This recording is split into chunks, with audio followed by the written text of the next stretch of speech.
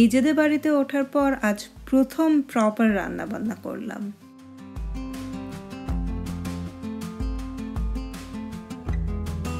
মাত্র সকাল 11টা বাজে, বোঝার কোনো উপায় আছে? এই হচ্ছে টিপিক্যাল ব্রিটিশ ওয়েদার। আমরা গিয়েছিলাম কাছে একটু দেশি বাজার সদাই করতে, মাছ মাংস এগুলা কেনাকাটা করতে, এবং বাসায় আসতে আসতে ভাগ্য ভালো যে বৃষ্টিটা থেমে গেছে। জিনিসপত্র একটার পর একটা তো অর্ডার চলছেই। আজকে আবার এটা কি এসে বসে আছে জানি না, যে ইমেল চেক করতে হবে আসলে কি ডেলিভারি হয়েছে। সে যাই হোক, আজকের মেইন কাজ হচ্ছে রান্না বান্না করা। এই কয়দিন উল্টোপাল্টা খেতে খেতে আমরা আসলে টায়ার্ড। সো আজকে দেশি অনেক রান্না হবে এবং পেট পুরে খাওয়া দাওয়া হবে।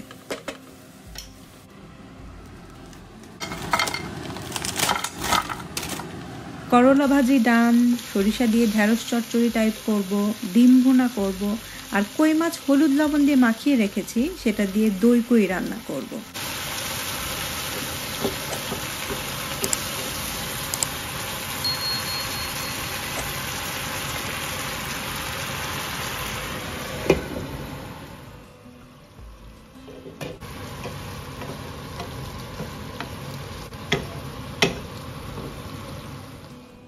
কিচেন টাওয়াল রাখার জন্য এই ন্যাপকিন হোল্ডারটা কিনেছি।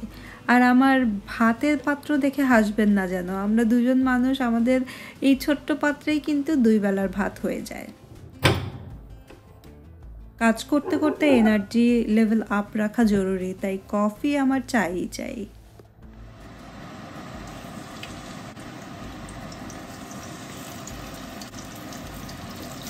যেহেতু ফ্রোজেন মাছ, দেশি স্বাদ তো অবশ্যই পাওয়া যায় না, তারপরেও আজকে যেহেতু কিনে এনেছি, খুব একটা পুরনো না, তাই দেখা যাক স্বাদ কেমন হয়। আশা করছি ভালোই হবে।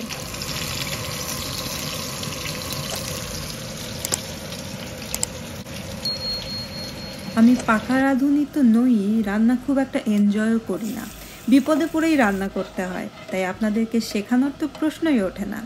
জাস্ট আমি যেভাবে করি সেটাই আপনাদের সাথে শেয়ার করছি।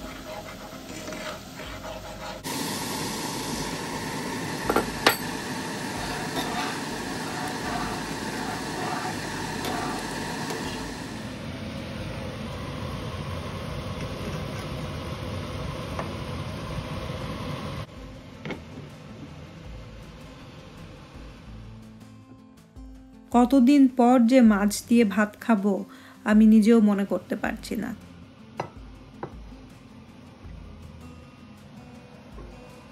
মাছের চেহারা কিন্তু খারাপ হয়নি, কি বলেন? সো আগে খেয়ে নিই, তারপর অন্য কথা হবে।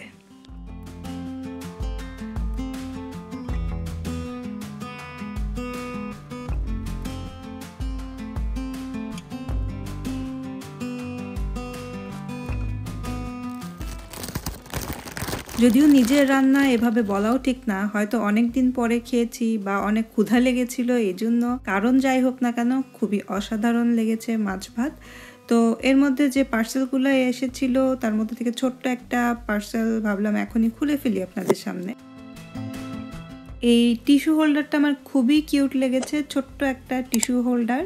এটা আমি টেমো থেকে অর্ডার করেছি, ভেবেছি যে ডাইনিং টেবিলের উপর রাখবো।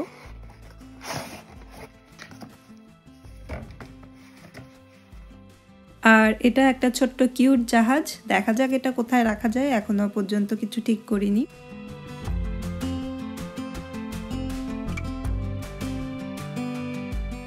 তো আজকের মতো ভিডিওটি এখানেই শেষ করে দিচ্ছি, আপনাদের সাথে দেখা হবে পরবর্তী ভিডিওতে।